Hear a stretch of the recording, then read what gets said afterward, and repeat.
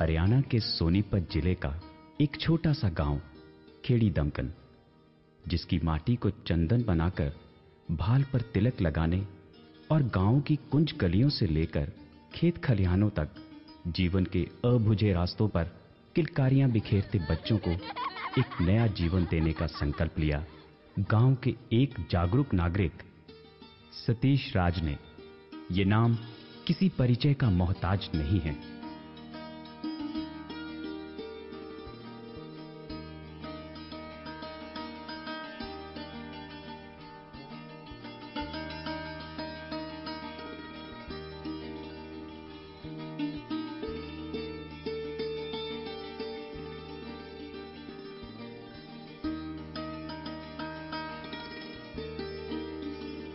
बचपन से लेकर युवा होने तक गांव में जिन कठिनाइयों को देखा और भोगा, उन्हें मिटाने का संकल्प लिया और गांव को एक आदर्श और शिक्षित आकार देने के अभियान में जन समर्थन जुड़ता चला गया। अपनी माटी का कर्ज उतारने का सपना हर कोई देखता है। दान पुण्य तो सभी करते हैं, लेकिन शिक्षा का दान जीवन में वरदान साबित होता है।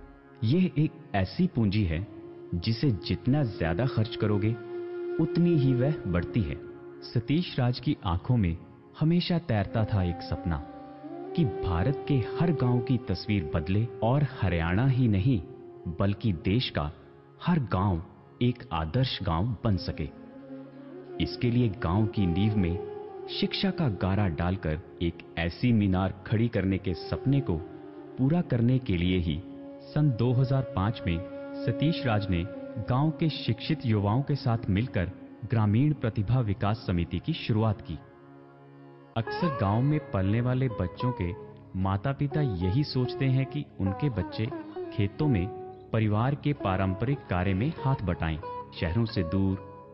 गांवों में वैसे भी शिक्षा का अभाव शुरू से ही रहता आया है।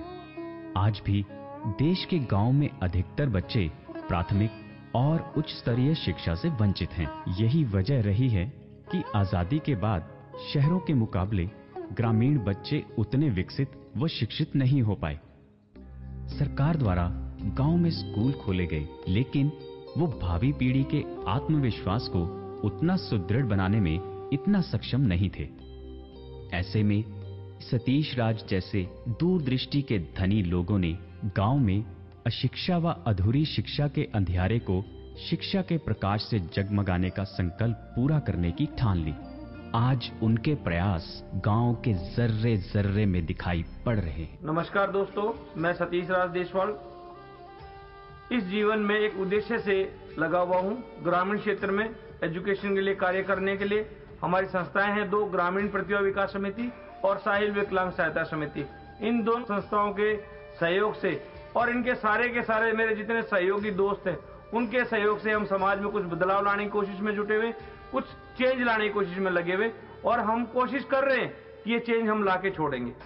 जीवन में हर कोई व्यक्ति इस जमीन पे आता है, उसका एक उद्देश्य होता है कि इस जमीन पे आया है तो कुछ इस जमीन का जो है ऋण चुका के जाना है, इस धरती का कुछ वापस करके जाना है, नहीं तो सब ऐसे ही आए हैं और ऐसे ही चले जाएंगे।